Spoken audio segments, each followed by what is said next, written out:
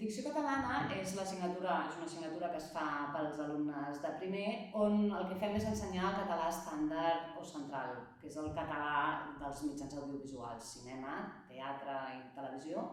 I tot i que Catalunya és una regió gran que té molts accents, sempre dic que tots els accents són vàlids, però sí que s'ha de posar en comú en aquest concret. El que fem, o sempre dic que sobretot el que treballem molt és ensenyar a parlar bé. I què és parlar bé? El primer punt seria articular i pronunciar correctament, o sigui, haig de ser capaç d'articular totes les vocals i totes les consonants tal com sonen. El segon punt important és entonar. Hem de ser capaços de poder modular el nostre discurs, poder-nos adaptar a qualsevol personatge i canviar aquesta entonació. Si som lineals, avorrim, ningú ens escoltarà. I l'altre punt important és la de transmetre, la voluntat de transmetre. Jo sé què vull dir i tinc moltes ganes de que l'altre interlocutor, l'espectador, l'oient, vulgui escoltar-me. Per què és important?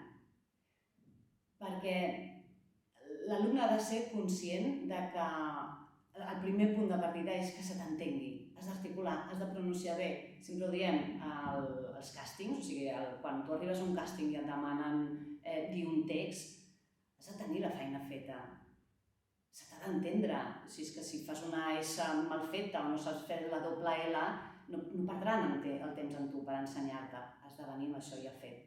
Com ho fem? El primer paquet de l'assignatura és treballar la fonètica, ens centrem en la fonètica, en aquest català estàndard, les vocals, les consonants, què passa quan s'uneixen entre elles, què passa quan s'uneixen les paraules. Després, l'altra part del text ja és més treballar el text, com dic aquest text, d'acord? Anar traient capes, anar descobrint els secrets, què ens estan dient entre línies.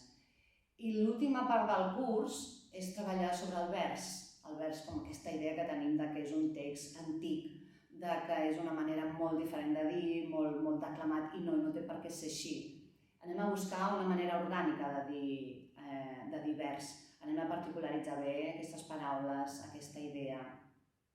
I per últim, a mi m'agrada acabar el curs dient que l'alumne tingui consciència del que ha treballat, del català que té i sobretot consciència d'ell mateix, de la presència i la seguretat que té a l'hora de dir